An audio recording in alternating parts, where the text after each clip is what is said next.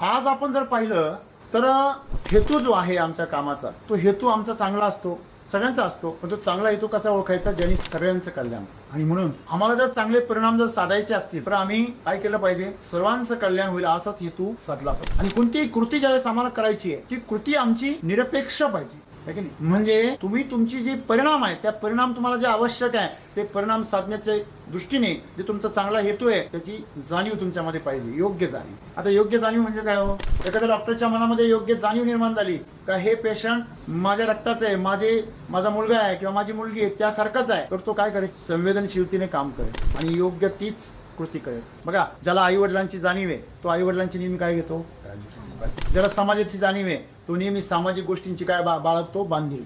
ज्याला आपल्या जबाबदाऱ्यांची जाणीव आहे, त्याची कृती नेहमी कशी असते, जबाबदारच असते. पण ज्याला जाणीवच नाहीये, तो काय करतो, चुकीची कृती करतो. हेतू चांगला असतो. आणि म्हणून सद्गुरूने आज सांगितलं, केवळ चांगला हेतू पुरेसा नाही. तुम्हाला दुसऱ्याचं पण कल्याण करायचंय, तुमचंही करायचंय, ठीक आहे, चांगली गोष्ट आहे, पण त्यासाठी ते आवश्यक परिणाम साधले जात आहे का, अशाच प्रकारची जाणीव ठेवून कृती केली पाहिजे. नाहीतर ही परिस्थिती तुम्हाला रडवल्याशिवाय राहणार. आणि म्हणून सद्गुरू आमच्या काळजीपोटी असं म्हणतात की तुम्ही नेहमी जी कृती कराल ती योग्य असली पाहिजे, त्याची जाणीव योग्य असली पाहिजे आणि योग्य परिणाम साधले गेले पाहिजे, म्हणजे तुमच्या हेतूचं काय होणार आहे, पूर्णता होणार.